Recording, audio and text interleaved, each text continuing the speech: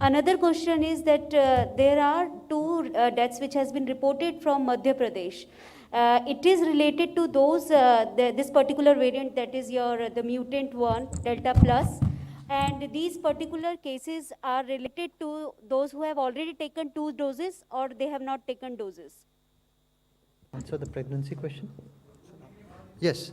So देखिए, जो deaths के विषय में आपने एक इशू अभी रेज़ किया है, तो सबसे पहले तो मैं आपसे एक रिक्वेस्ट करना चाहूँगा कि कंसिस्टेंटली आज जितने भी स्पीकर्स हैं सब ने एक पॉइंट हाईलाइट किया है।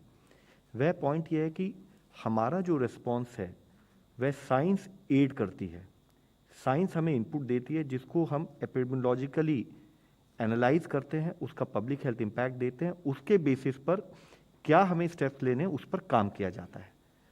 तो जैसे आपने एक डेथ के बारे में या 2 डेथ के बारे में अगर आप कह के उसको एक प्रीएम्प्टिव वे में अपनी तरफ से अगर कंक्लूजन देते हैं तो कई बार वह पब्लिक हेल्थ पर्सपेक्टिव से गलत हो सकता है।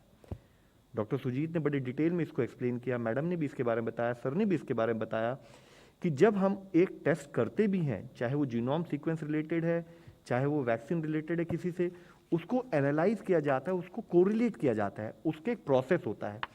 तो हमारी आपसे रिक्वेस्ट ये है कि अगर कोई केस पर्टिकुलर आता है तो उसके बारे में हम कोई भ्रांति ना रखें, उसको साइंटिफिकली एनालाइज किया जाएगा, उससे रिलेटेड पब्लिक हेल्थ को आइडेंटिफाई किया जाएगा, उसके बेसिस पे एक्शन आपको प्रपोज किया जाएगा।